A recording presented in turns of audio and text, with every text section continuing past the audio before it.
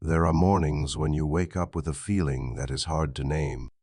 It is not exactly sadness. It is not quite despair.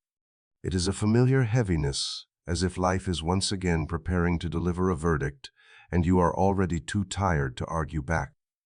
You look at your life and quietly think, why does everything feel so difficult? Why am I always the one who loses? Why do I keep trying but nothing seems to change? You may never say these words out loud, but somewhere deep inside you have begun to believe that life itself is putting you on trial. That some force, some fate has struck the gavel and decided that you must live with lack, with worry, with limitation. But what very few people are ever told is this: that courtroom never belonged to life, and the judge was never outside of you. Inside the mind of every human being there is a courtroom that never closes. No days off, no closing hours. Every thought you think, every emotion you feed is brought there as evidence. And the most important truth, the one that changes everything, is this: you were never sitting in the audience. You were never standing helpless as the accused. For many years, maybe your entire life, you have been the one standing up and accusing yourself. Every time you said, I am not good enough, you submitted evidence of weakness. Every time you said, I do not have enough money, you signed a sentence of lack. Every time you thought, I must not be worthy, you asked for a punishment of loneliness, limitation, and disappointment. And the judge in this courtroom always listens. It does not argue. It does not show mercy. It does not judge morally. That judge is your subconscious mind. The subconscious does not know whether you are good or bad. It does not care how much you have sacrificed for others. It does not weigh fairness the way humans do. It does only one thing. It listens to the evidence that is repeated, and it turns that evidence into reality. If the evidence is fear, it enforces fear. If the evidence is lack, it enforces lack. If the evidence is helplessness, it enforces helplessness. Not because it hates you, but because it is completely neutral. And here is the most important moment of your life, the moment you realize that you were never the victim of an unfair sentence. You were the one who signed every clause. You were the one who stood up day after day and said, I am guilty. But if you can accuse yourself, you can also defend yourself. If you can live inside a prison built by old beliefs, you can also step into a palace built by new ones. The trial is still ongoing. The gavel has not struck for the final time. And from this moment on, you are no longer the prosecutor of your own life. You are preparing to stand up. You are preparing to speak your first objection. And you are preparing to learn how to use the deepest law of the mind.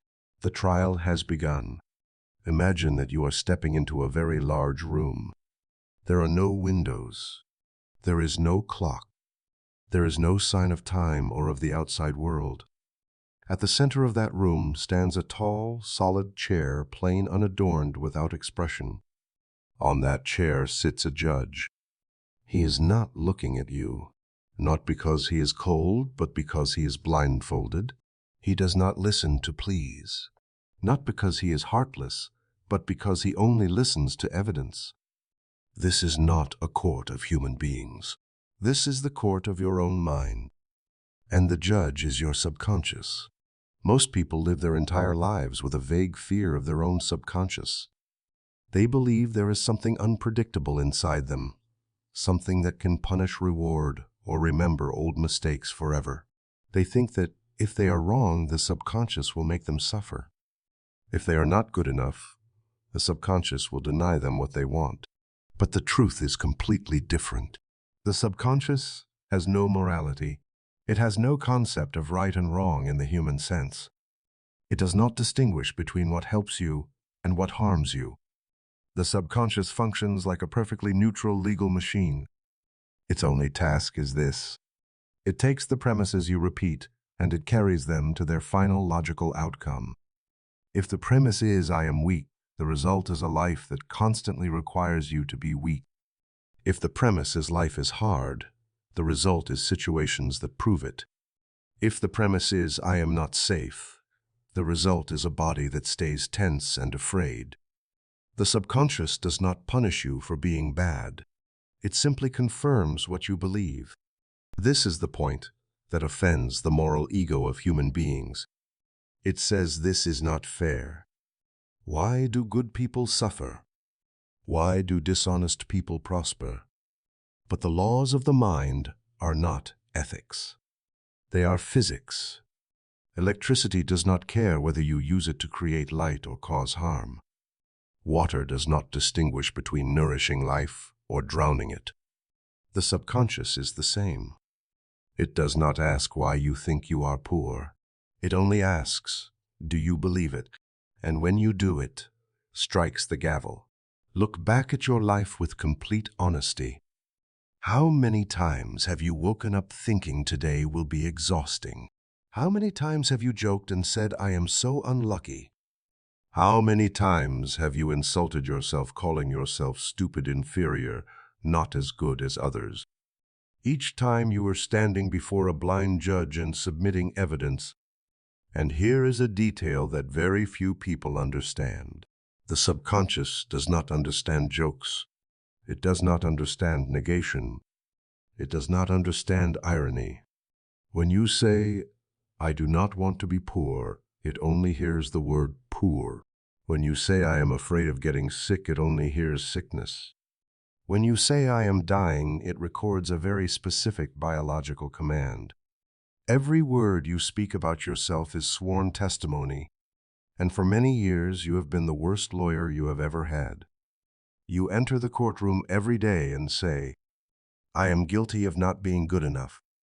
I am guilty of not having enough money. I am guilty of not being lucky enough. The judge does not argue. He simply says, accepted. Then external reality begins to carry out the sentence. Your body responds according to belief. Your circumstances rearrange themselves to match the verdict. The people around you unconsciously play the role of witnesses to the story you have told about yourself. You look back and say, see, I was right. But you were not right. You only had the power of the one who gives the command. There is a fatal mistake that most people make. They believe their feelings are evidence of truth. I feel tired, so I am weak. I feel anxious, so the future is dangerous. I feel lacking, so my life is lacking. But feelings are only feedback from old commands. What you are living today is not a new sentence. It is the execution of beliefs that were signed long ago. And here is the good news, perhaps the best news you will ever hear. If the subconscious is neutral, then it is not against you. It does not side with poverty. It does not side with illness.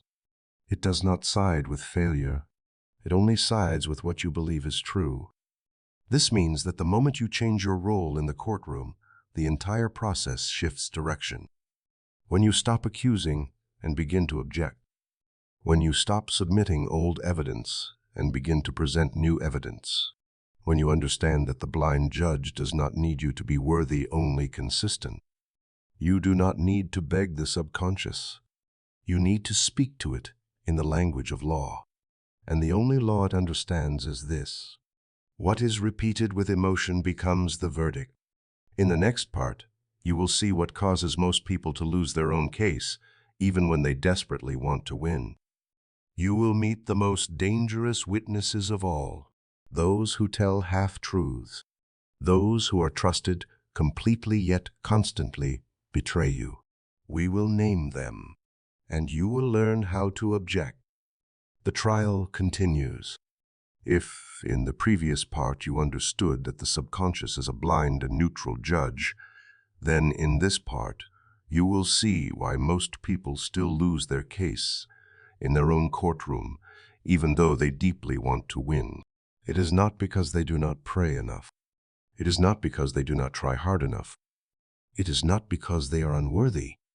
It is because they allow the most distorted witnesses to step onto the stand without objection. Those witnesses are the five senses: sight, hearing, touch, smell, and taste. They were created to help you survive in the physical world, but they become the most dangerous manipulators when you give them the power to decide your destiny. Imagine a trial about your wealth. You stand there with a deep desire to be free, secure, and abundant. But before you can speak, the prosecution calls the first witness. Sight steps forward. The judge asks about the current condition of the defendant. Sight looks at the bank account, looks at the bills, looks at the familiar room, and says with certainty that there is lack.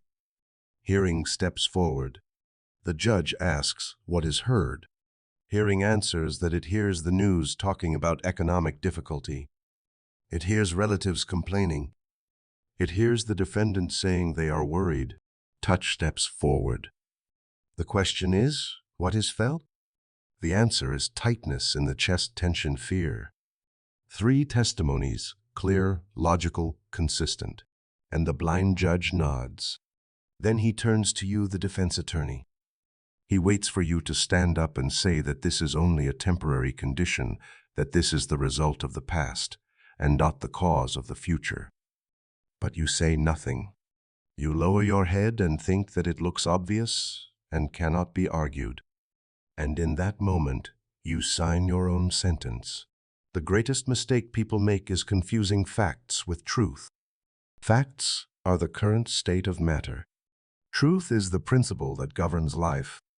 Facts say that today you lack. Truth says that life always seeks to express fullness.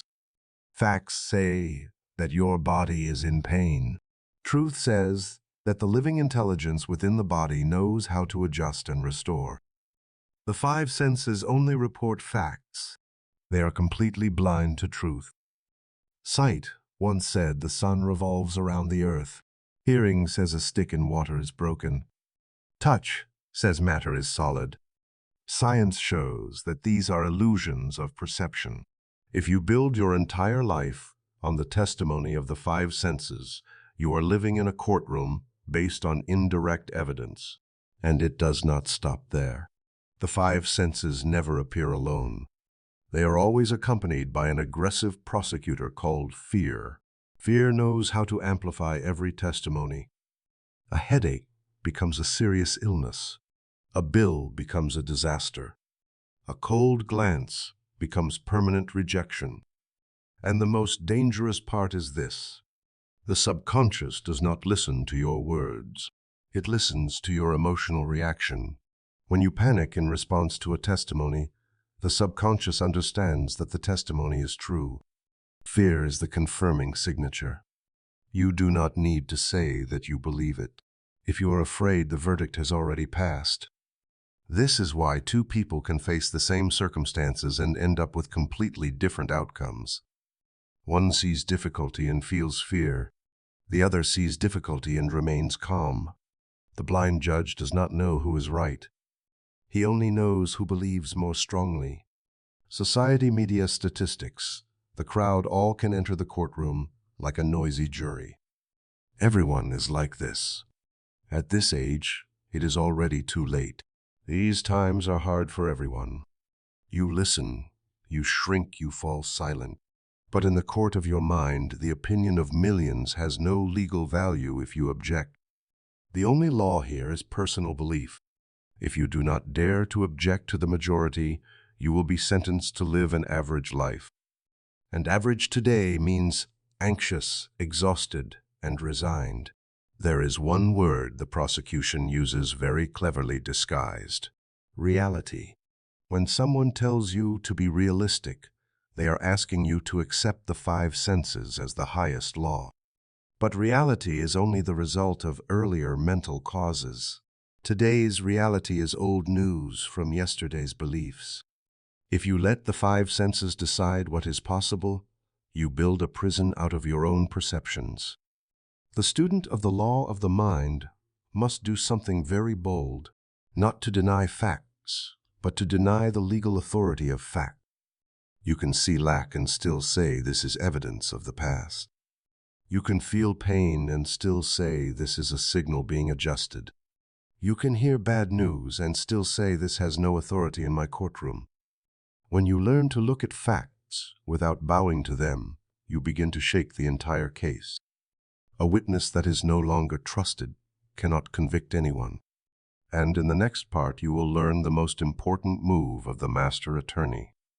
You will call a witness that the world often mocks, but the subconscious accepts as supreme evidence. That witness is imagination. The trial is entering its decisive stage. There is one witness that most people tend to dismiss. They call it daydreaming. They call it unrealistic. They call it childish. Yet, in the court of the mind, this is the most powerful witness of all: imagination. In the outer world, imagination is considered unreal.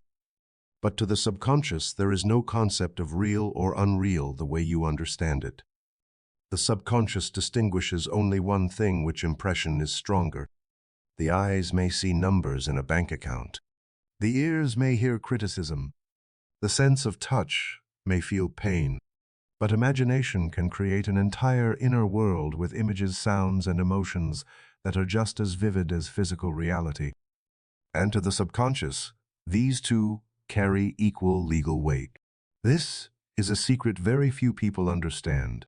The subconscious does not look at the outside world. It looks only at the inner screen within you. If you present images of lack, it processes lack. If you present images of abundance, it processes abundance. It does not check where the image comes from. It only asks whether the image is vivid, repeated, and charged with emotion. In the trial of your life, when the five senses stand up and present evidence of what is happening, you have the right to call imagination to the witness stand. And this is where the laws of the world reverse. The third law of the court of the mind is this: what is clearly imagined in the mind carries greater weight than what is seen with the eyes, if you believe it. This is not poetry. It is biology and neuroscience.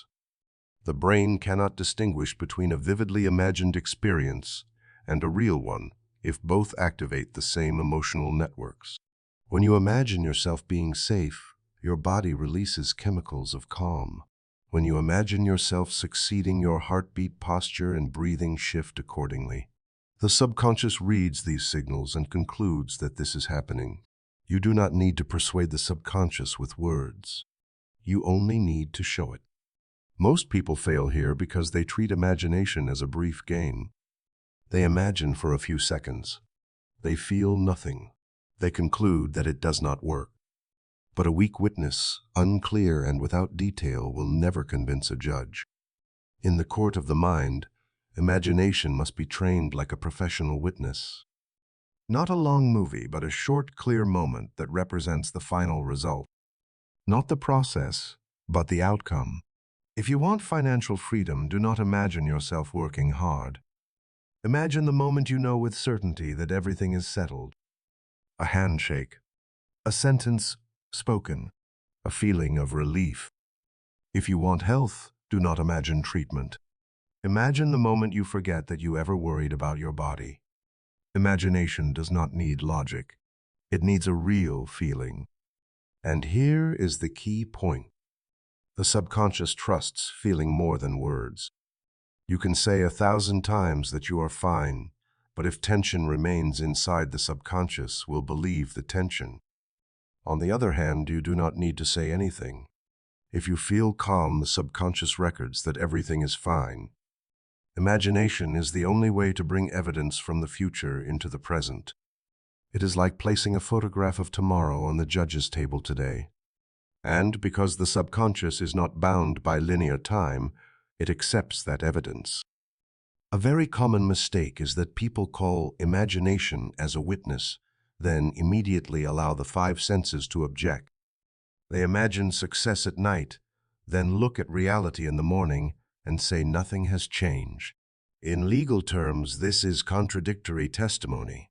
When two opposing pieces of evidence exist, the subconscious chooses the one that is repeated more often and carries stronger emotion. And that is usually fear. If you want imagination to have power, you must protect it. Each time reality presents unfavorable information, you do not deny it, but you refuse to grant it legal authority. You quietly say inside yourself that this is an old condition and that new evidence has been submitted. You do not need to argue. You only need consistency. One more thing is crucial. Imagination must be from the position of the participant, not the observer. If you see yourself from the outside, you are telling a story about someone else. If you see through your own eyes, you are living it. The subconscious only believes what you live. The feeling of touch, the feeling of breath, the feeling of relief in imagination are the validating seal. When imagination is repeated long enough, the subconscious begins to feel discomfort if reality does not match the inner image. And then it does the only thing it can do. It rearranges circumstances. Not through miracles, but through chains of coincidences, ideas, small decisions, and people appearing at the right time. You do not need to know how. You only need to know the law. That law is this: outer reality must follow the image that has been accepted within. In the next part, you will learn a crucial technique that helps you stop negative thoughts at the very beginning before they turn into evidence. It is the technique of immediate objection. And once you master it, you will no longer be judged by unconscious thoughts. The trial is entering the stage where you reclaim full control. There is a very brief moment in your inner life, so brief that most people never notice it exists. Yet this moment decides whether a negative thought passes by or becomes a sentence that lasts for years. That moment is about 3 seconds.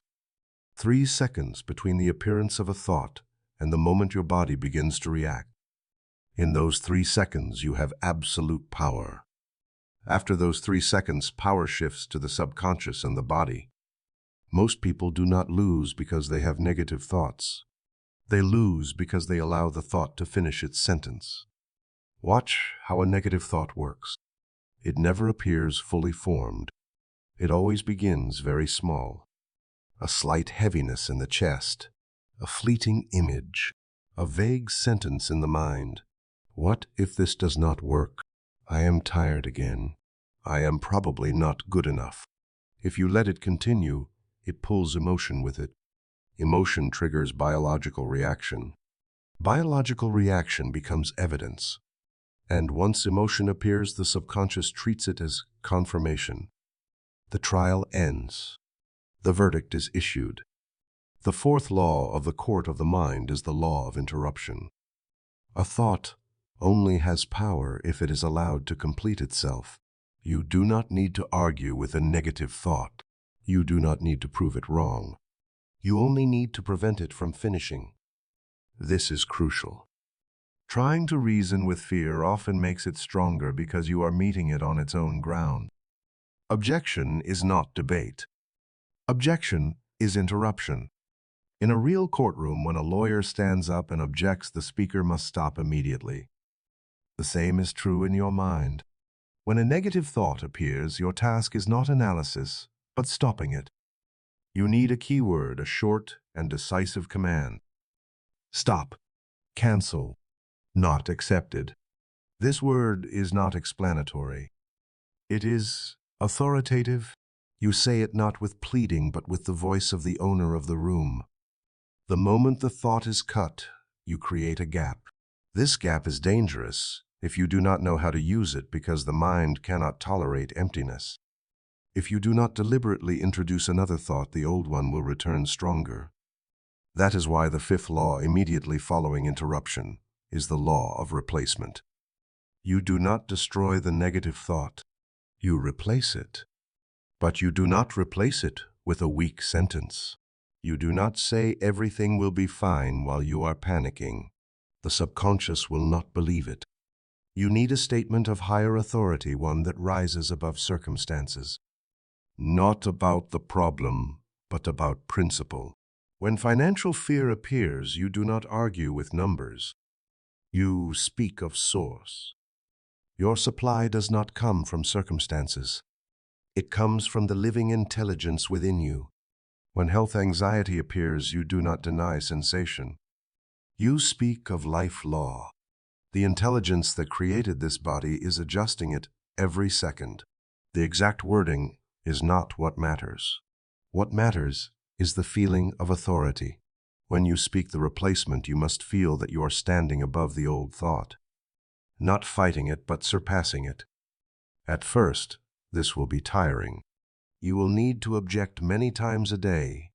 You will see negative thoughts return again and again. Do not be discouraged. You are breaking a neural pathway that has been walked for decades. Each timely objection weakens the old path. Each successful replacement begins to form a new one. There is a clear sign that tells you the objection has worked. The body feels lighter. The shoulders drop. The breath deepens. The chest softens. That moment is the sound of the gavel. The motion is accepted. Here I want to pause and speak directly to the one listening. If you have listened this far, if you have allowed negative thoughts to judge you without mercy, I want you to know that you are here. You do not need to write much. You do not need to explain. Just leave a small sign. This is not for anyone else to see, but for you to confirm to your subconscious that you have stepped into a new role, the role of your own defender. Thank you for that presence. Back to the trial. When you practice immediate objection long enough, something changes. Negative thoughts begin to hesitate. They no longer appear with the same force. They resemble a prosecutor who realizes every statement will be blocked. And then something interesting happens. Silence. Many people fear this silence. They think not thinking means emptiness. But this silence is the ground of creation. In silence, you are no longer being judged. In silence, the subconscious receives no old commands. That is when you begin to hear other thoughts. Lighter ones, wider ones, not born from fear. You do not need to force positivity. You only need to stop negativity from ruling. The law of the mind is simple. What is repeated without objection becomes law. What is objected to consistently loses power. In the next part, we will go deeper into the technique that allows the subconscious to receive the strongest commands of the day. That moment is when you fall asleep. And once you understand this, you will never go to sleep the same way again. The trial continues. When night falls and the outer world grows quiet, a very important door opens within you. This is not the door of rest. It is the door of power. Most people think sleep is the time when they do nothing. The truth is the opposite. Sleep is when the subconscious works most deeply and powerfully without interference from the waking ego. If daytime is the courtroom debate, then nighttime is the deliberation chamber. There, the blind judge leaves the bench, carries all the files you submitted during the day, and begins signing the verdicts that will become the reality of tomorrow. The sixth law of the court of the mind is the law of nighttime authority.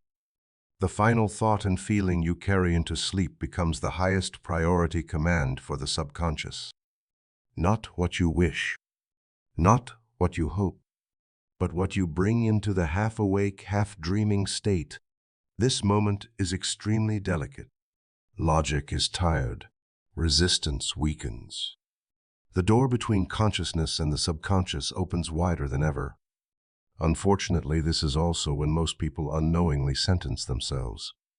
They lie down and review the day. They worry about tomorrow. They repeat unanswered questions. Will tomorrow be okay? Where will this lead? Did I do something wrong? These thoughts are not harmless. They are final testimony. And because no objection is raised, the subconscious accepts them as truth. Many people wake up feeling heavy without knowing why. Not because they lacked sleep, but because they slept in fear. On the other hand, some people wake up with an unusual sense of calm, not because their life is perfect, but because the night before they handed the subconscious a different command. You cannot control what happens while you are asleep. but you can completely control what you place into the mind before sleep. Joseph Murphy emphasized this often. Sleep is the strongest prayer of the day. Not begging, but surrender. As you become drowsy, the brain shifts into slower wave. Judgment fades.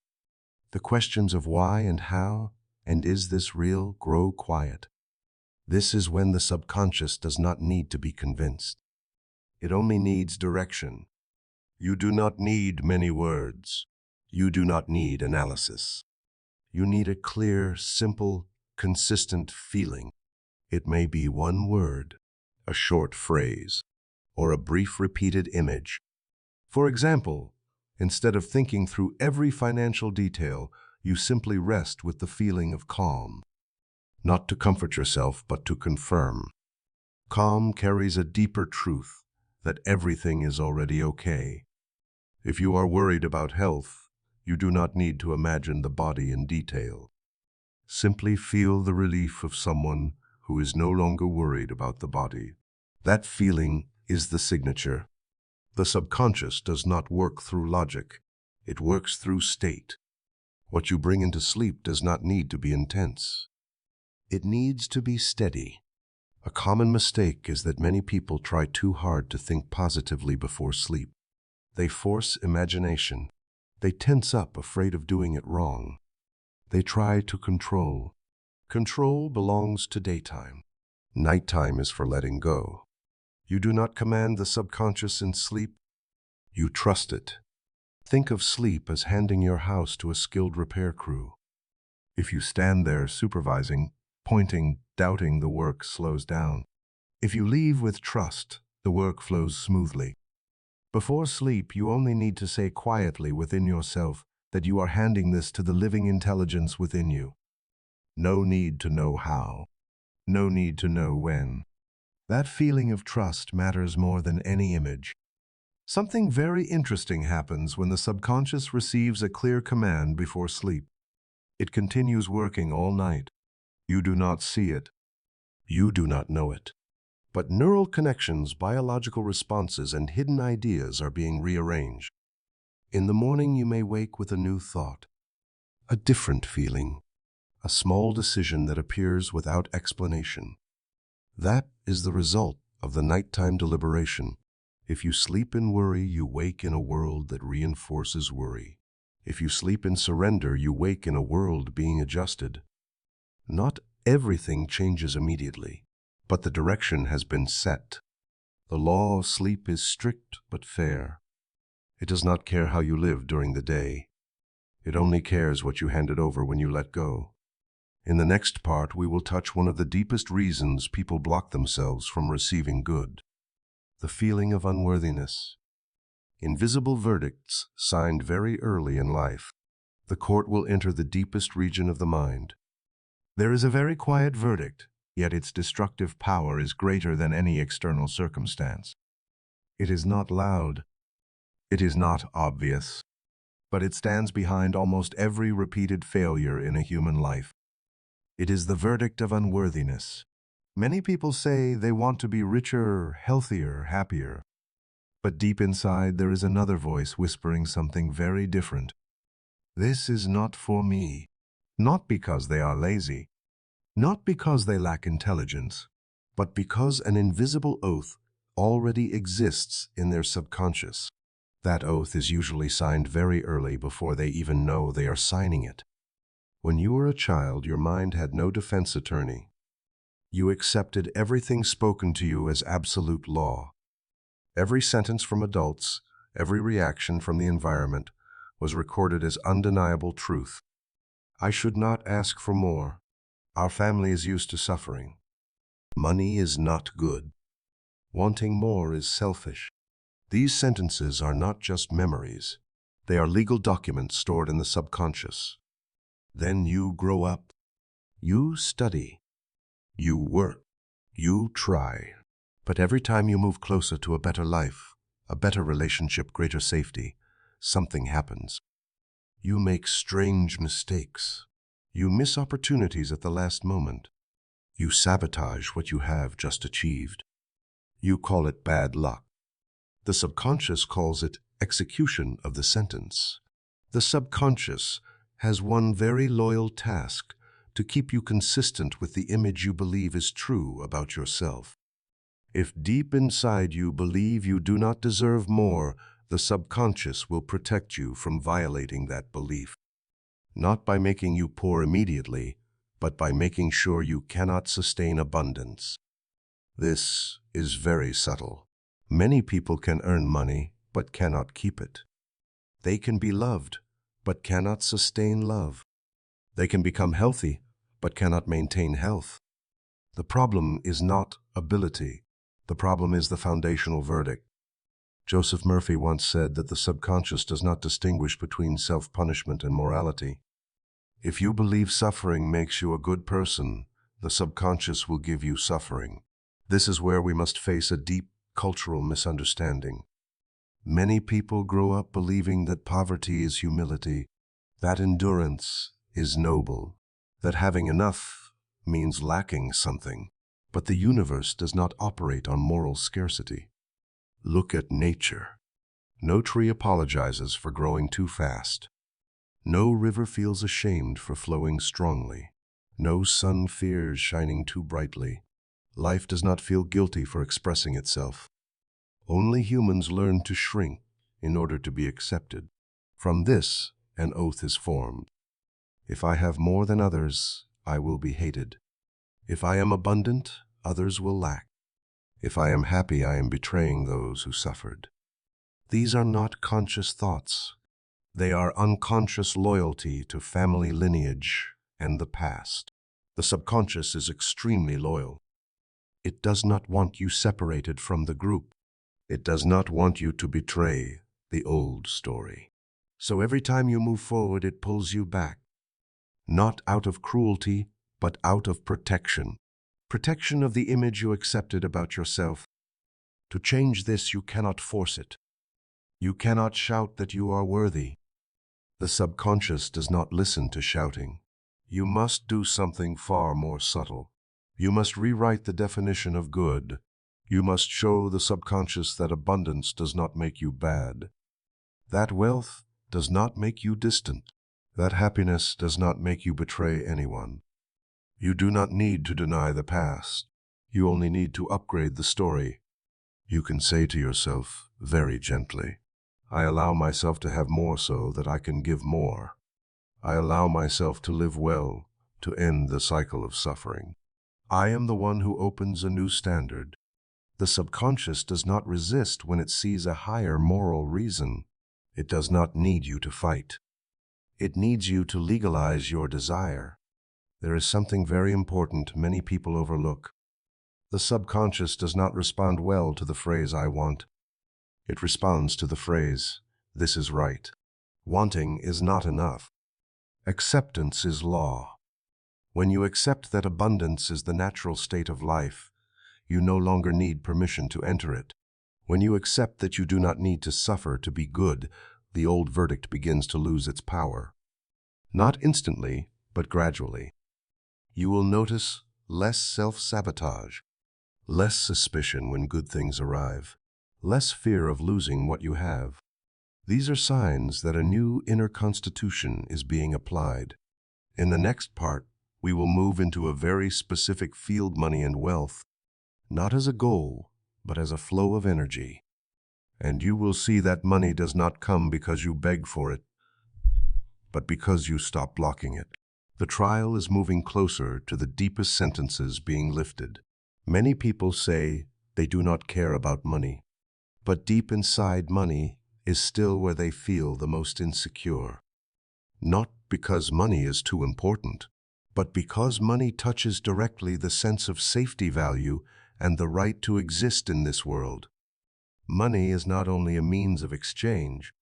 In the subconscious, money is a symbol of whether I am taken care of or not, a symbol of whether I have a place or not, a symbol of whether I am allowed to breathe freely or must shrink myself.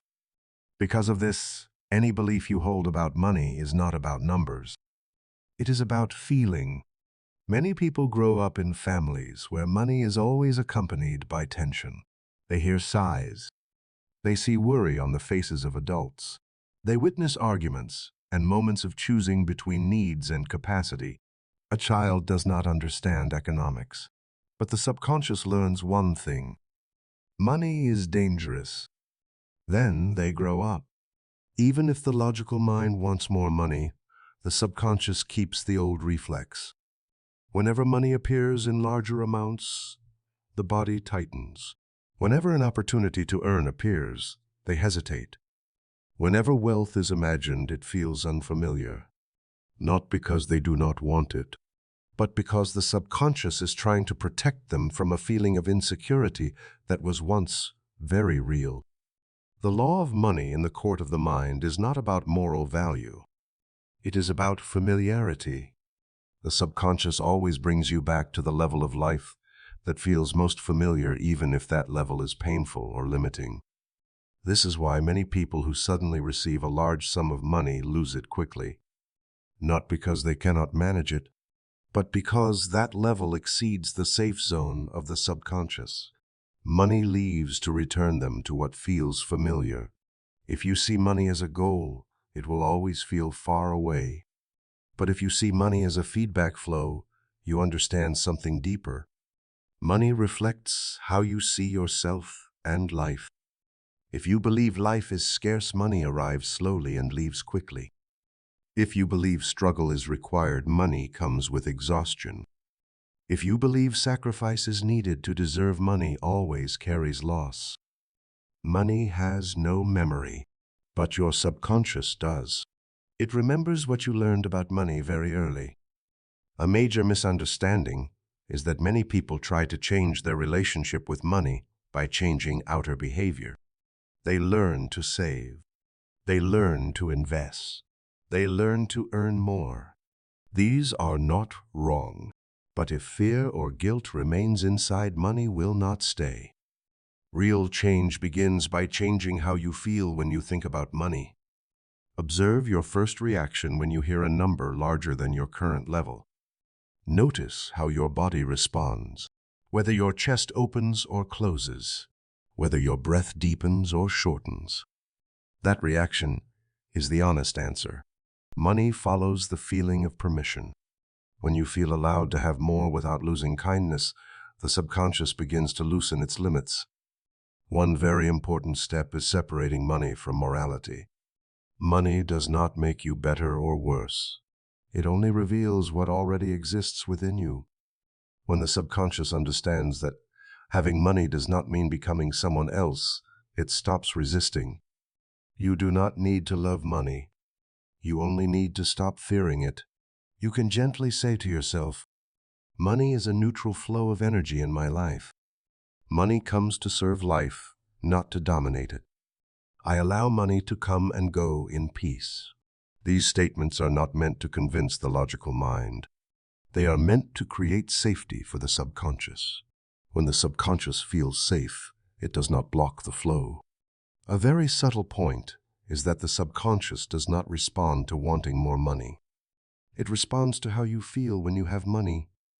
If you imagine having money and feel relief, that is a signal of permission.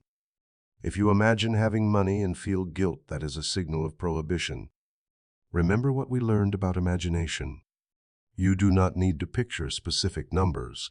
You only need to picture the feeling of living without tension around money.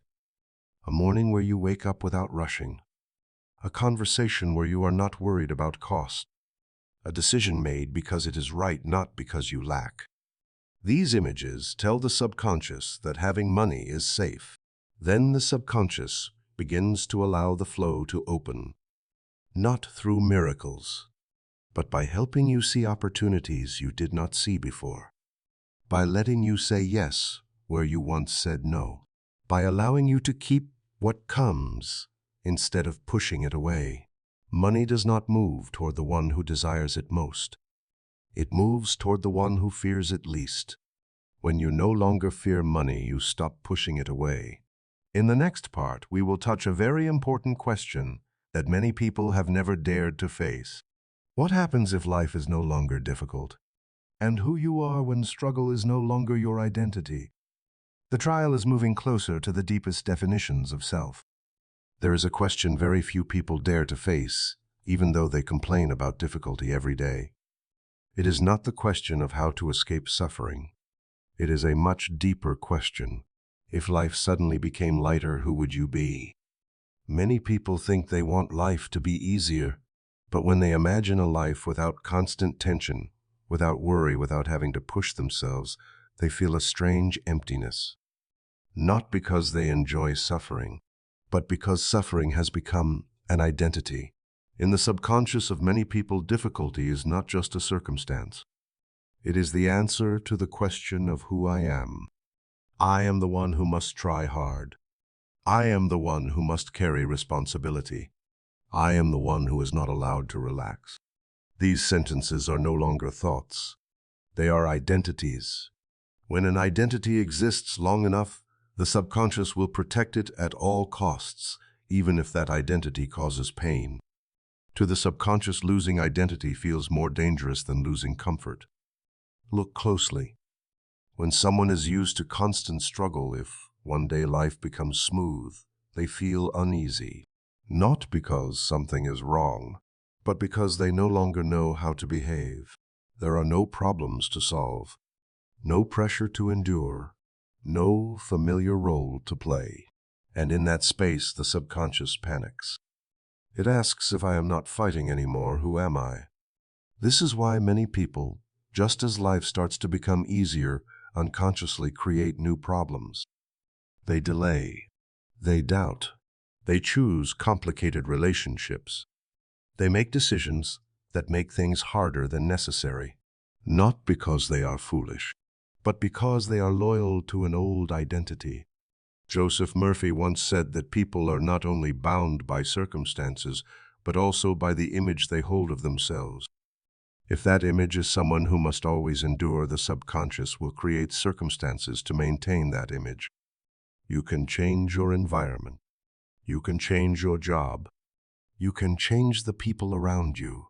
But if you keep the same answer to the question of who I am, life will repeat the same pattern in a different form. There is a big misunderstanding that letting go of difficulty means letting go of responsibility. That is not true. Letting go of difficulty means letting go of an identity tied to suffering. You can still be responsible without forcing yourself. You can still be deep without anxiety. You can still be devoted without sacrificing yourself. But to do that, you must allow a new identity, not a perfect one. A lighter one, an identity that says, I can live well without having to suffer. I can be supported. I can allow things to unfold more easily. The subconscious does not resist ease if ease is legalized. The problem is that many people have never legalized ease for themselves. They fear that if things are too easy, they will become lazy. They fear that without tension, they will lose motivation. They fear that without pain, they will lose value. These fears do not come from the present. They come from very early years when you learned that only effort brought recognition. The subconscious learned the wrong lesson, but it does not know that. It only knows that suffering once brought attention, love, and safety. So when you try to step out of suffering, it pulls you back. Not to harm you, but to protect you from losing old love. This is where you need to do something very gentle. Not fight the subconscious. Not force it to change, but tell it a new truth. That now you no longer need pain to be recognized. That now you can be yourself in peace. That now safety is no longer tied to tension. This shift does not happen in one day. It happens in very small moments. Each time you choose not to overdo. Each time you allow yourself to rest without guilt. Each time you solve a problem without panic. Each time you are telling the subconscious that this new identity is safe. And when the subconscious feels safe, it stops creating difficulty to keep you in the old identity. Before continuing, I want to pause and speak directly to you who are listening. Are you noticing that you are used to life being hard in order to feel familiar? Are you noticing that if things became lighter, you are not sure who you would be? If so, I invite you to gently ask yourself one question without answering it yet. If I no longer had to endure, how would I live? You do not need to say it out loud. Just let the question stay within you. Thank you for being here, for having the courage to look at a very honest place inside yourself. In the next part, we will go even deeper into how the subconscious responds to the images you hold about the future, and why many people unconsciously fear success as much as they fear failure. The trial is moving into the deepest layers of the self. Over many years of observing the inner life of human beings, I have seen a truth that is strange, yet repeated so often it cannot be denied. People do not only fear failure, they fear success just as much. They say they want a better life. They wish for stability, abundance, and peace. But when those doors begin to open, when things start moving in a more favorable direction, they hesitate. Not because they do not want it, but because inside them there is a fear deeper than the fear of poverty, the fear of becoming a different person. I have met people who came very close to what they wanted, and then suddenly did something difficult to understand. They rejected opportunities. They delayed decisions. They ruined relationships that were going well. They returned to old habits they once complained about. On the surface, people call this a lack of discipline. But I know better. This is the subconscious objecting to a future image it does not yet recognize. The subconscious does not evaluate the future by whether it is good or bad. It evaluates by whether it is familiar or unfamiliar. A future that is good but unfamiliar to the image you hold of yourself can still be seen as a threat. I have seen people who were used to daily financial worry. When money finally appeared, the first feeling was not joy, but tension. They did not know how much rest was allowed. They did not know whether they could trust the stability. I have seen people who were used to loneliness. When love arrived, they felt suffocated. They doubted. They guarded themselves. They waited for something to go wrong, not because they were pessimistic, but because their subconscious had linked safety to the old state. There is a rule I have witnessed hundreds of times, and it has always been accurate. The subconscious will try to bring you back to what feels familiar, even if that familiarity is painful. Not because it prefers pain, but because it prioritizes familiarity over comfort. This is why many people say they want change, but when change truly begins, they panic. They are not afraid of the outcome. They are afraid of the space between the old self and the new self. That space has no map, no memory, no ready-made role, and the subconscious does not like unnamed territory. In that space, the subconscious asks a very simple but powerful question. If I become this person, who am I now? There is no immediate answer. And when there is no answer, the subconscious chooses what feels safest. It returns. It returns to familiar worry, familiar lack, familiar limitation.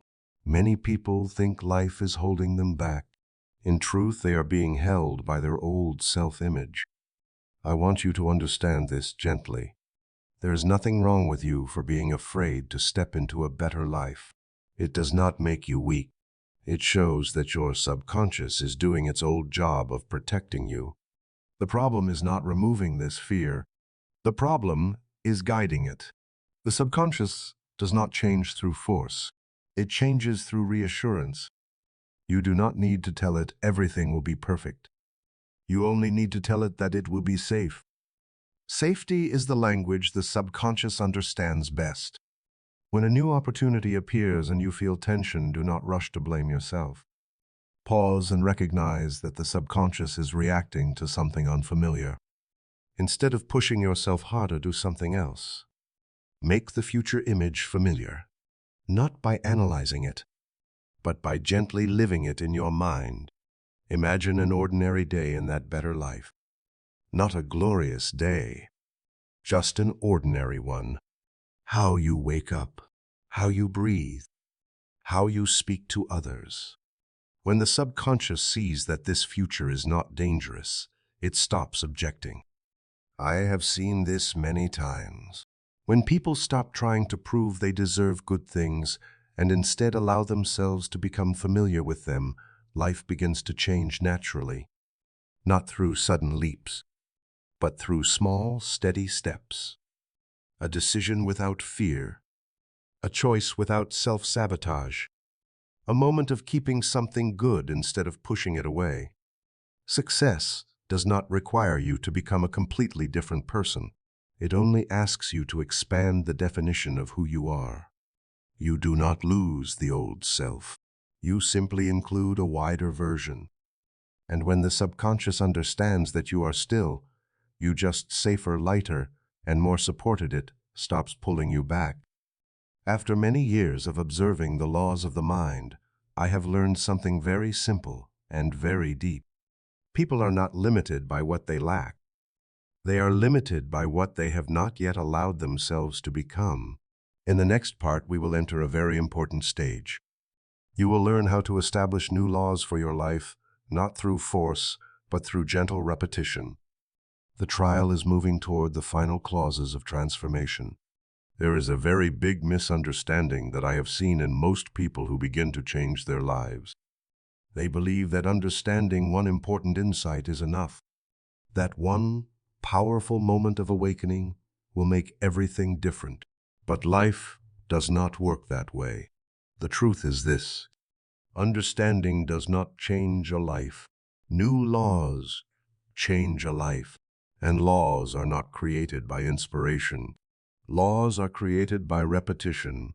The subconscious does not listen to what you say once when you are emotional. It listens to what you say many times when you are calm and ordinary. I have seen many people read a book, hear a talk, watch a video, and feel illuminated. They promise themselves that from now on they will be different. They will not be afraid anymore. They will not diminish themselves anymore. They will not return to old patterns. But a few days later, everything goes back to how it was. Not because they are dishonest, not because they lack willpower, but because they have not issued new laws. In the subconscious, every behavior is governed by unwritten laws. Laws about money, laws about love, laws about safety, laws about self-worth. These laws are not written in words. They are written in repeated experience. If you have lived for many years with a law that you must struggle to be accepted, saying once that you are enough will not erase that law. Old laws are not deleted. They are only replaced when new laws are reinforced long enough. Imagine the subconscious as a very ancient legal system. It does not respond quickly, but once it registers something as law, it will protect it relentlessly. That is why the only way to change is not to argue with the old law, but to issue a new one gently, steadily, without dramatic emotion. A new law needs 3 elements.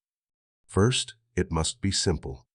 Second, it must be repeated in a normal emotional state. Third, it must be linked to a sense of safety. Many people write very strong affirmations, but inside they feel tense when saying them. The subconscious does not listen to words. It listens to feeling. If you say you are worthy while your body is braced, the subconscious records that saying this feels unsafe, and it rejects it. A new law does not need to be big. It only needs to be true and close to your current reality. Instead of saying you are completely confident, say you are learning not to blame yourself. Instead of saying you are wealthy, say you allow yourself not to panic when thinking about money. These laws may sound small, but they have a great advantage. The subconscious accepts them. Once a law is accepted, it begins to operate automatically. You do not need to remember it consciously. You simply notice that you react a little differently. Less tension, less self-sabotage, less falling back. These small shifts are the evidence that the new law is taking effect. I want to pause here and speak directly to you. If you are reading or listening to this far, I would like to know one thing. Which area of your life do you most want to issue a new law for right now? Money, relationships, health, or self-worth? You can answer briefly, not to explain, just to confirm to yourself that you have chosen. Back to the process. Another common mistake is trying to change all laws at once. People want to be richer, more confident, healthier, more peaceful, all at the same time. The subconscious does not work that way. It changes by clusters of laws. When one new law is issued, the system needs time to stabilize. Like a society adjusting to a new constitution. If you push too fast, the system reacts. Not because it is against you, but because it is trying to maintain stability. Sustainable change always looks very undramatic. It does not look like motivational videos. It looks like someone sleeping better, saying no with less guilt, not blaming themselves for small mistakes. These signs are easy to overlook, but they are exactly how you know new laws are taking root. One very important thing to remember: a new law does not require you to believe in it completely right away. It only requires that you do not object to it each time it appears. You may doubt, you may not fully believe yet, but do not mock yourself. The subconscious is extremely sensitive to inner sarcasm. When you say, "This probably will not work," the new law is marked as unsafe. Instead, keep a neutral attitude. Just try it. Not sure yet. Let us see what happens. Neutrality is the doorway the subconscious allows. I have seen people completely change their lives by repeating one very simple sentence each day while brushing their teeth or before sleep. No strong emotion. No forcing belief. Just repetition. After a few weeks, their response to life changed. Not because of a miracle, but because the law changed. When the law changes, behavior changes. When behavior changes, results change. When results change, beliefs change. That is an upward cycle. If you feel that you understand a lot but see little change, do not be discouraged. You may be exactly where you need to be. You are ready to issue new laws. Now you only need to do the simplest and hardest thing. Repeat, without drama, without force, without self-blame. In the next part, I will talk about a very subtle stage, when new laws have begun to take effect but old laws still try to pull you back through familiar signals. If you do not recognize this stage, you may think you are failing when in fact you are very close to real transformation. There is a stage that almost everyone misunderstands, and because they misunderstand it, they turn back at the exact moment they should not. This is the stage where new laws have begun to take effect, but old laws have not yet stepped aside. This stage is very subtle. It is not loud. It is not dramatic, but it is dangerous because it feels exactly like failure. You begin to notice old thoughts returning. Familiar reactions show up again. You ask yourself where you went wrong. You wonder if you are back to who you used to be. No, you are simply entering the overlap zone between two systems of law. Old laws do not disappear just because you understand something new. Old laws exist because they once protected you. Even if they caused pain, they once helped you survive, helped you be accepted, helped you avoid danger in the only way you knew at the time. The subconscious does not abandon a law that once created safety unless it is sure the new law can do that better. So when new laws begin to operate, old laws will test, not to punish you, but to ask a very ancient question. Is this new law really safe? And it asks through familiar situations. A small rejection, a minor mistake, an unclear look from someone else, a financial number that makes you hesitate. The old law whispers, "See, go back. The old way is familiar. At least it does not disappoint us." If you do not understand what is happening, you will think you are moving backward. But in truth, this is the final test of the old system. I want you to remember this very clearly. New laws are not broken by old emotions appearing again. New laws are only broken when you believe that those emotions mean you have failed. The difference lies in what you do next. Before, when the old law activated, you reacted automatically. You blamed yourself. You shrank. You returned to old strategies. But when new laws have been planted, you now have another option. Not to fight the emotion, not to force positive thinking, but to refuse to sign the old contract again. You can feel anxious without letting anxiety lead. You can feel fear without letting fear write your decisions. You can feel tired without sentencing yourself for being tired. That is when the new law is holding steady. The subconscious watches your response very closely at this stage. It does not listen to what you say. It watches how you behave when things are not perfect. If you do not return to self-punishment, it begins to understand that this new law is still safe, even when problems exist. And then the old law begins to weaken. Not collapse. Not disappear. It simply stops being called so often. There is a very specific sign that shows you are passing through this stage. Life still feels difficult, but no longer hopeless. You still have problems, but you no longer define yourself by them. You have not reached what you want yet, but you no longer feel that something is wrong with you. This feeling is strange for many people because they are used to believing that if they have not achieved something, they must suffer. But pain is not proof of effort. Pain is proof of inner conflict. When conflict decreases, pain decreases, and that is a good sign. New laws do not immediately make life smooth. They make you hurt yourself less while moving through challenges. This is where many people unknowingly sabotage the process. They think that because old emotions still appear, everything must be an illusion. They return to criticizing themselves. They start searching for another method, a stronger promise, a bigger push. But the subconscious does not need a push. It needs consistency. A slightly different response repeated often enough is enough to change the entire system. You do not need to prove that you have changed. You only need to stop returning to old behaviors. You do not need to win. You only need to not surrender. There is something very important I want you to understand at a deeper level. Old laws are often tied to identity.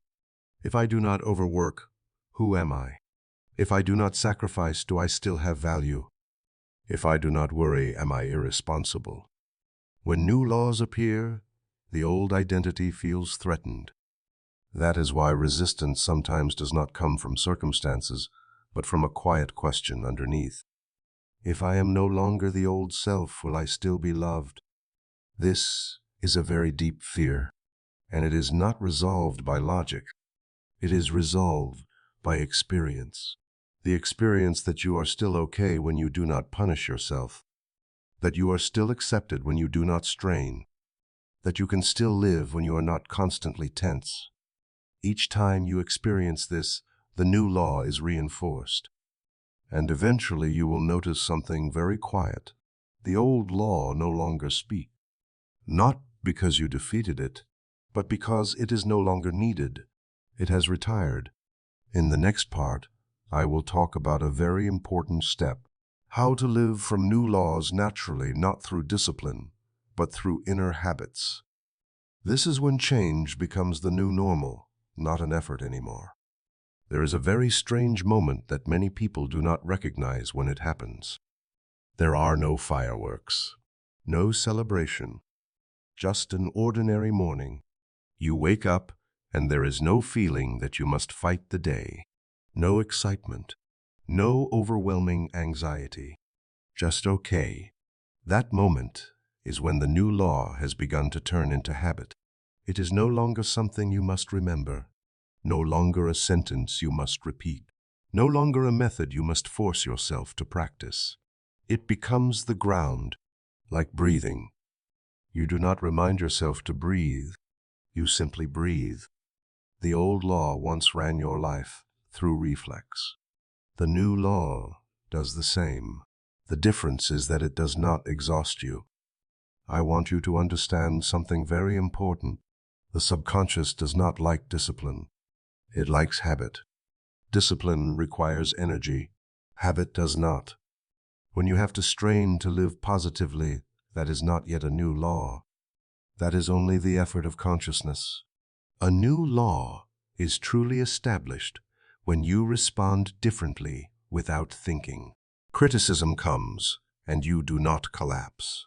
A mistake happens, and you do not punish yourself for hours. A worry appears, and it does not take over the entire day. You still notice it, but you are not pulled into it. That difference is everything. Many people think that living from a new law means life has no more difficulty. That is not true. Difficulty still appears, but it no longer has the power to define who you are. Before, every problem felt like a sentence. Now it is just a situation. And the subconscious knows the difference. When something is no longer perceived as a threat to identity, the nervous system does not activate survival mode. No tightening, no freezing, no attacking yourself. Body breathes deeper. The inner voice softens. Thoughts become more open. This is not vague spirituality. This is the biology of safety. A new law is always tied to inner safety. Not safety because everything is perfect, but safety because you do not abandon yourself when things are imperfect.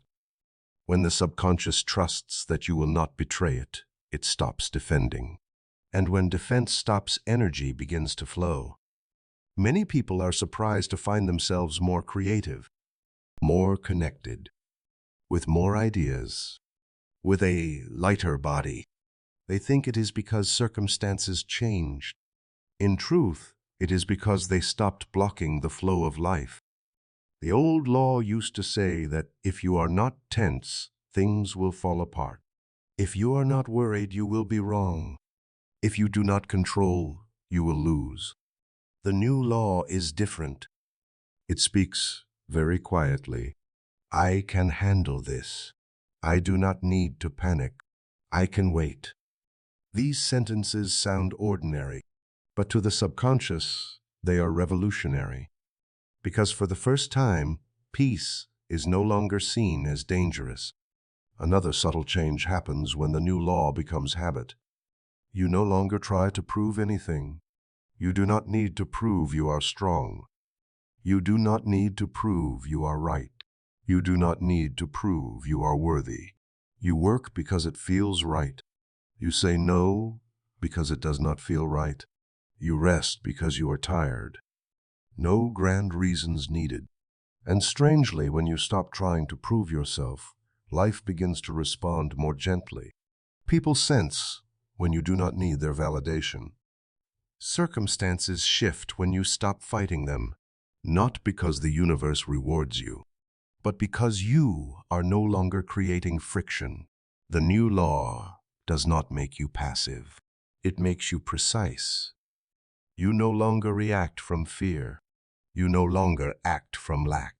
You no longer decide from panic. You choose from clarity. And choices made from clarity always create different results.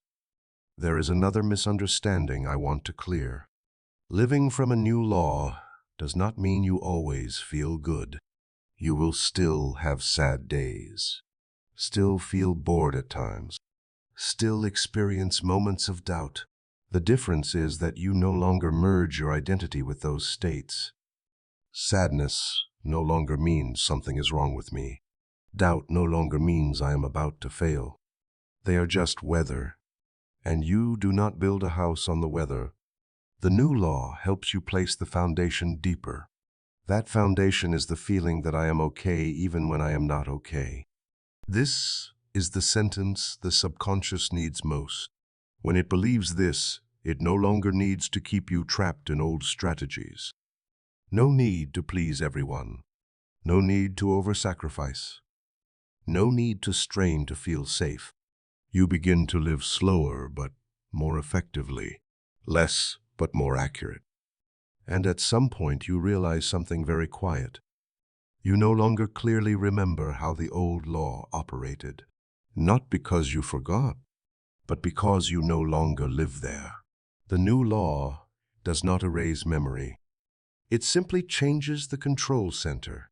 Your life no longer revolves around avoiding mistake. It revolves around living in alignment with yourself. In the next part, I will talk about something very important and often overlooked. When the new law has become habit, what do you need to do so that you do not unconsciously pass old laws to the next generation, to children, family members, or those you love? This is where healing is no longer only personal, but becomes a living flow. There is a very subtle truth that few people notice when they begin to change from the inside. You are not only changing your own life, you are changing the atmosphere that others breathe when they are near you. Inner laws do not stop at personal boundaries. They spread, not through teaching, not through persuasion, but through state. Before, when you lived by old laws, you may not have realized what you were transmitting.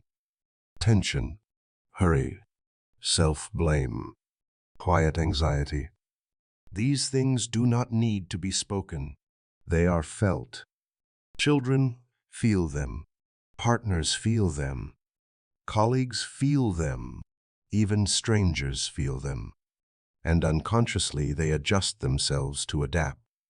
When someone lives by the law that they must strive to be worthy, people around them often feel they must tense as well. When someone lives by the law that they must control to be safe, the atmosphere becomes heavy. No one is wrong here. It is simply law spreading. So when you begin to live from a new law, the first thing that changes is not the world. It is the emotional field around you. You speak less, but you are more present. You do not try to fix anyone, yet others begin to soften on their own. This is something Joseph Murphy emphasized very gently, yet very deeply. The subconscious communicates with the subconscious, not through reasoning, not through words, but through the sense of safety or unsafety. When you no longer overreact, the nervous systems of others are allowed to settle. That is why one truly calm person can soften an entire room without saying anything. But this is also where many people unconsciously return to old laws. They begin to think that now they understand they must teach others. They must help others change. They cannot allow others to live by the wrong laws anymore. And in that moment, the old law returns in a new form. The law of control, the law of rescuing, the law of carrying the emotional responsibility of others. I want to say this very clearly. You do not heal others by fixing them. You heal others by not passing on the laws that hurt. This requires a very deep humility, accepting that others have their own process, their own rhythm, their own laws currently operating. When you stop pulling them faster than they can move, you are living the new law. The new law always respects rhythm. There is something very important if you are a parent or someone who regularly cares for others.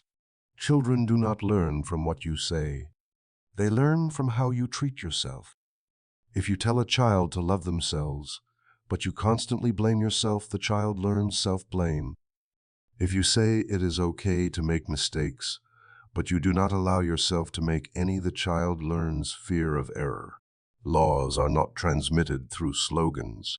Laws are transmitted through lived reflexes. So the greatest gift you can give others is not advice. It is a regulated nervous system. Someone who does not panic when problems arise. Someone who does not destroy themselves when they make mistakes. Someone who does not turn difficulty into tragedy. When others live near you long enough, they begin to wonder why you no longer react the same way, why they feel it is easier to breathe around you. And that question opens the door to change, without forcing, without teaching, simply opening. There is another trap at this stage that I want you to be very aware of. When you are more stable, you may be pulled back by the familiarity of others. Not intentionally, but old systems always try to restore what is familiar. They retell old problems in old ways. They react strongly as before. They invite you into the same spiral. This is not the moment to be cold, and not the moment to sacrifice your state. This is when you practice the new law at its most refined level. Stay present, but do not enter the role. Listen, but do not carry. Love, but do not trade your inner stability. This is a skill very few people are taught. Many people believe love means suffering together. That is an old law. The new law says I can love without losing myself. This takes time for the systems around you to adjust. At first, they may feel you are distant, different, not the same as before. Do not rush to explain. Do not rush to justify. The new law does not need to be defended with words. It only needs to be lived. Eventually, something very beautiful happens. Others begin to adjust on their own, not because you ask them to, but because their system senses another option. This is the most sustainable way healing spreads. It does not create dependence. It does not create hierarchy. It does not create power. It simply creates a living mirror. I want to pause here and ask you a very gentle but very real question. When you think about your own change, is there someone you quietly wish could feel more peace as well? You do not need to name them. Just notice the feeling in your heart. If you wish, you can leave a small sign in the comments. Just one word or a simple symbol. So I know you are here listening and carrying a very human wish. Thank you for that presence. In the next part, I will speak about the final and very important stage, when you no longer live to change, but live to be fully present with yourself. This is when the new law is no longer a law, but becomes your natural way of being. There is a very special moment on the inner journey. It is not marked by achievement. It is not recognized by anyone else. Yet, it is the deepest shift of all. It is the moment when you no longer live to fix yourself. There is no longer the feeling that you must become better. No pressure that you are not enough. No question of when you will finally be okay. You simply live. This sounds simple, but for many people, it is the most unfamiliar state. Because from very early on, we learn to see ourselves as a project that needs improvement. There is always something to fix, something to overcome, a future version promised someday. The old law keeps you alive through hope. The new law sustains you through presence. When the new law has settled deeply, you no longer stand outside yourself to evaluate. You live from the inside. You no longer see life as a test to pass. You experience it as a flow to be lived. This does not make you lazy. It makes you precise. You do what needs to be done no more. You stop when stopping is needed without guilt. You rest when tired without justification. Many people misunderstand this. They think that without pressure they will fall apart. In truth, constant pressure is what drains life energy. The subconscious does not grow in prolonged tension. It grows in steady rhythm and safety. When you live from presence, you no longer spend energy resisting reality. That energy is released. And when energy is released, clarity appears. You begin to see more clearly what belongs to you and what does not. Before, you may have said yes out of fear of loss. Now you say yes because it fits. Before, you may have stayed because it was familiar. Now you stay because you truly want to. No long explanations are needed. No complex strategies. The new law does not make your life perfect. It makes you more honest with yourself. And that honesty has great power. It cuts unnecessary loops. It allows shallow relationships to fall away on their own. It gently closes paths that do not fit anymore. Not through conflict, but because there is no longer energy to maintain what is not true. There is a clear sign that you are living from presence. You think less about the meaning of life, yet your life feels more meaningful. You stop searching for big answers. You begin to notice small moments.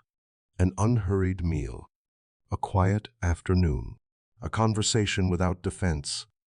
The new law does not separate you from the world. It allows you to touch the world more deeply, not through roles, not through masks, but through full presence. Joseph Murphy spoke very little about this state because it cannot be forced. It arrives only when inner conflict has softened enough. When you stop arguing with yourself, life has no reason to resist you.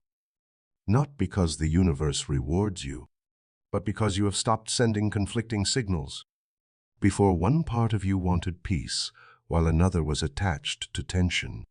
One part wanted freedom, while another clung to familiarity. The new law integrates these parts. Nothing needs to be removed. They only need to be understood and allowed to settle. When there is no longer inner war, you become steady. Steady does not mean rigid. It means you are not pulled off center by every wind. You are more flexible without losing yourself, more open without dissolving. This is what many call inner maturity. Not dramatic, not idealized, simply standing firmly within yourself. From here, something very interesting happens. You stop worrying so much about whether you are doing things right. You listen to life's feedback naturally. If something feels heavy, you adjust. If something feels light, you continue. No self-sentencing, no labeling. Life becomes a gentle dialogue. At this point, the new law is no longer a law. It is your inner climate. And within that climate, what fits begins to grow. What does not fit begins to fade. You do not need to control this process. You only need to avoid interfering with fear. One final thing is very important before we close this journey. Living from presence does not mean you will never lose your way. You may still drift. You may still forget yourself. But unlike before, you return quickly. Not because you blame yourself, but because the place of return has become familiar. The new law creates a home inside you.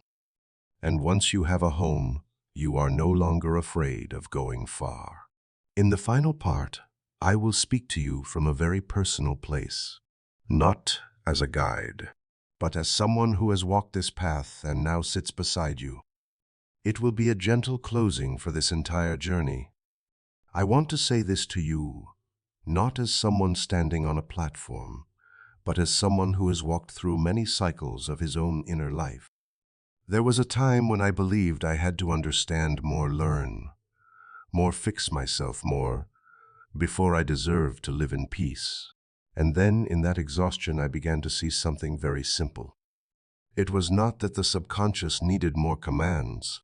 It needed to stop being blamed. You may not realize how many times a day you put yourself on trial. Each time you say you should have been different, each time you think you are still not enough, you stand before yourself as a prosecutor. And the subconscious, loyal as it is, listens and carries out the sentence. When I truly understood this, I did not change my life through effort. I changed it by stopping the verdict. I did not try to convince the subconscious that I was worthy. I simply stopped telling it that I was wrong. And in that silence, a new order formed on its own. My friend, the greatest strength does not lie in how much you can control your thoughts. It lies in whether you can stay with yourself without fighting. When there is no inner conflict, the subconscious no longer needs to create tense circumstances to mirror that division. You begin to realize that peace does not come because life becomes easy, but because you stop making life hard for yourself. I have seen many people pray with great devotion while inside them lived the fear that if they were not good enough, they would be abandoned. The subconscious does not understand prayer through words. It understands through state. If your state is trust, life responds with open paths. If your state is self-punishment, life responds with familiar obstacles. Not to harm you, but to match what you believe is true. Now that you have come this far, I do not want you to carry any more techniques. Just one simple thing. Each time you are about to blame yourself, pause for a single breath and quietly say, I am learning. That sentence does not make you weaker. It allows the subconscious to exhale. And when the subconscious exhales, it no longer needs to defend itself through illness, lack, or conflict. You do not need to become someone else. You only need to stop rejecting the person who is here now. Life has never been against you. Only old beliefs once thought that tension was the same as safety. When you allow yourself to soften, you allow a deeper intelligence to lead. I cannot promise you that life will have no challenges, but I can say this with complete sincerity. When you stop standing in the courtroom against yourself, life also stops playing the judge. And then you no longer live to prove. You no longer live to fix. You live to be present. That is not a destination. That is home. Thank you for coming all the way here. Not because you needed me, but because you were ready to listen to yourself. From here on, whatever you place into the subconscious with gentleness will grow according to its kind nature. Peace is not a reward. Peace is the natural state when you stop resisting the life within you.